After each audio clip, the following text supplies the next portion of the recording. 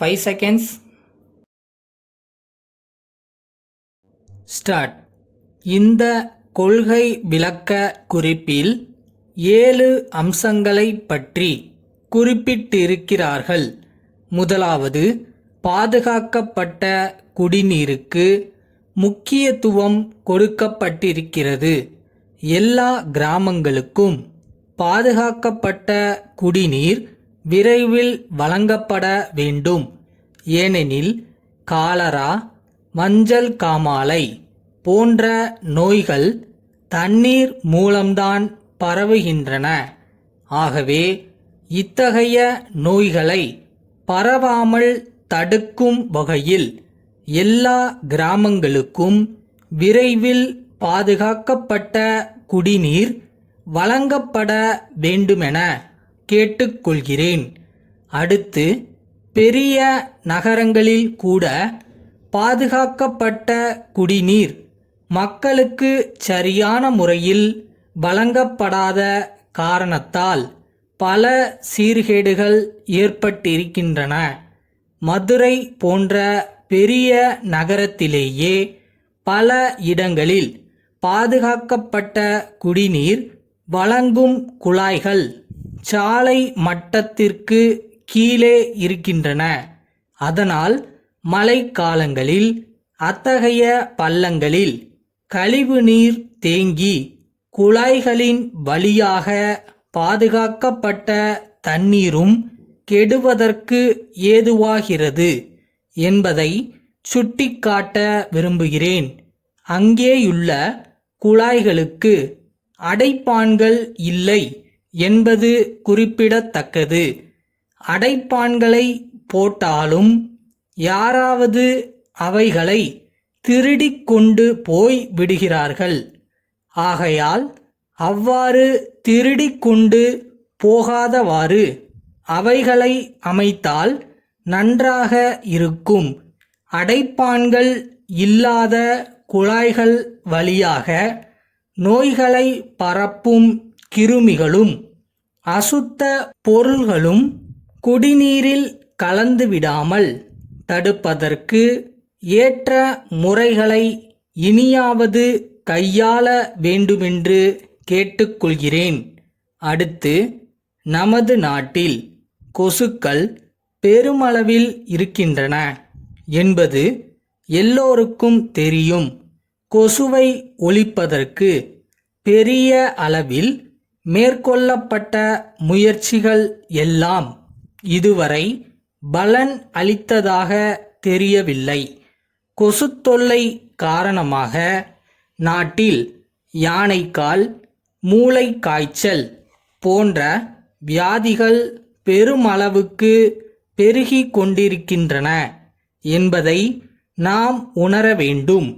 அண்மையில் நம் மாநிலத்தில் சில கிராமங்களில் யானைக்கால் வியாதி பரவியிருக்கிறது.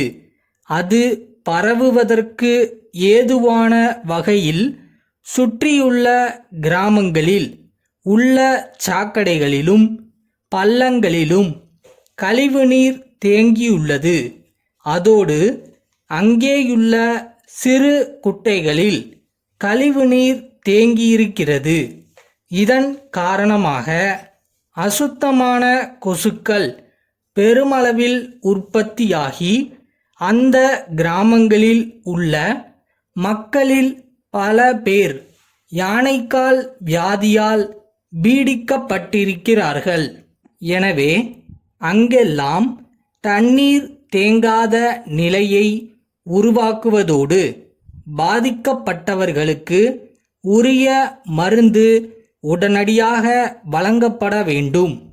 மருத்துவமனைகளிலிருந்து மருந்துகளும் உணவுப் பொருள்களும் அதிகமான அளவுக்கு களவு போவதை தடுப்பதற்கு கடும் நடவடிக்கைகளை அரசு மேற்கொள்ள வேண்டும்.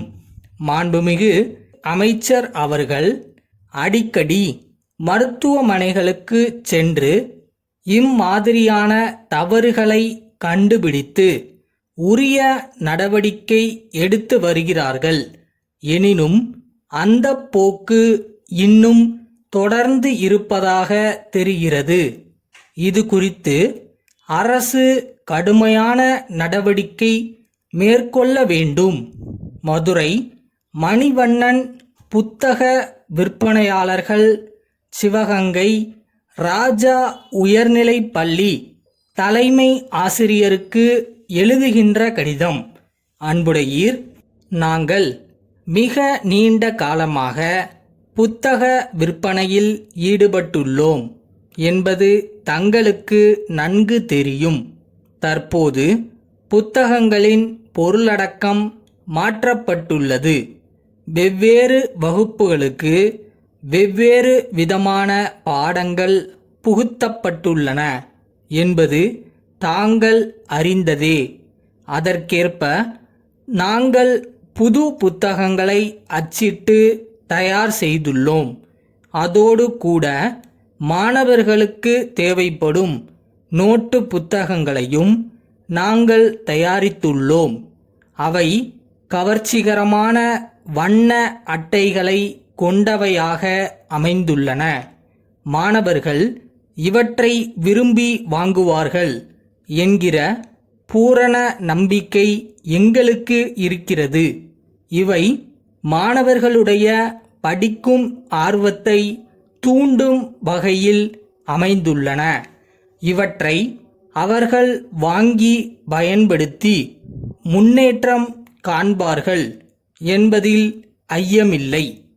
மாணவர்களுக்கு தேவைப்படும் இதர எழுதுபொருள்களும் எங்களிடம் உள்ளன.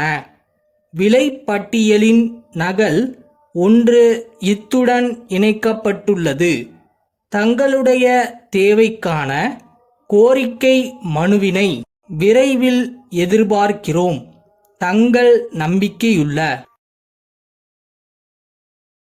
நம்ம ஒரு விஷயத்துக்கு ஆசைப்படுறோம்னா அதுக்கு ட்ரை பண்ணிட்டு தோற்று போனால் கூட தப்பு இல்லை. ட்ரை பண்ணாமல் இருக்கிறது தான் தோல்வின்னு நினைக்கிறேன். ஸோ இதனால் ட்ரை பண்ணியிருந்தேன்.